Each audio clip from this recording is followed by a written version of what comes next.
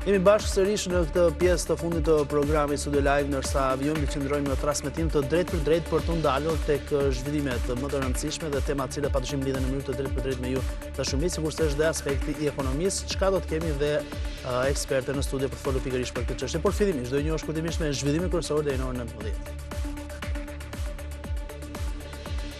Besimtarët e krishterë kremtojnë Krishtlindjen me urimet për paqe mes njerëzve. Në meshat e bekimit të kësaj dite të shenjtë, klerët fetar në të gjithë vendin i bën thirrje popullit shqiptar të gjejnë strehë të besimi përballë çdo zhgënjimi apo sfide dhe të tregojnë kujdes për më të dobtit. Krerët e shtetit dhe politikanët urojnë për më shumë dashuri mes njëri tjetrit.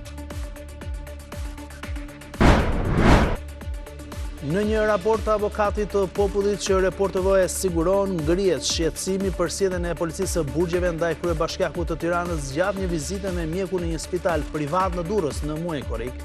Avokati i popullit evidenton se gjatë kontrollit mjekësor nuk është respektuar privatësia dhe është shkelur dinjiteti njerëzor, pasi gjatë procedurave të ekzaminimit kanë qenë të pranishëm në dhomë edhe policë. Institucioni avokatit të popullit i kërkon drejtorisë së burgjeve të ndryshojë urdhrin që rregullon raste të tilla në mënyrë që të respektohen standardet kombëtare dhe ndërkombëtare.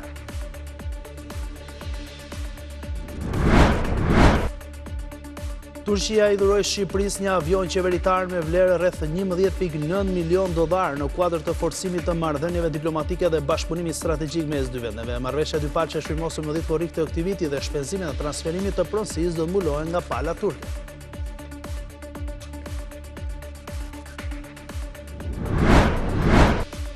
Një iniciativë re ligjore e depozituar në Kuvend kërkon që çdo zyrtar i cili shkakton dëm financiar shtetit ta paguajë nga rroga e tij. Projekti i sjellë nga opozitari Bujar Leska synon të jap fund praktikave ku drejtora apo punonjës të tjerë shteti nuk mbanin përgjegjësi për faturat që ju rëndojnë institucioneve si pasojë e vendimeve të tyre.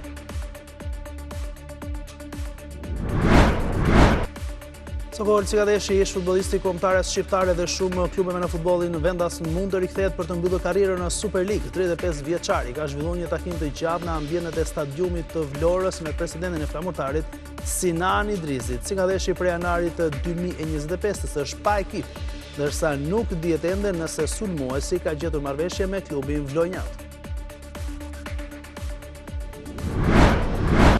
Pas 34 vitesh mungesë, Gjirokastra rikthen teatrin e kukullave, një institucion i rëndësishëm kulturor për fëmijët dhe familjet e qytetit. Shfaqja e fundit me kukulla në Gjirokastër ishte dhënë në fund të vitit 1991, ndërsa sot rikthehet për një brez të ri.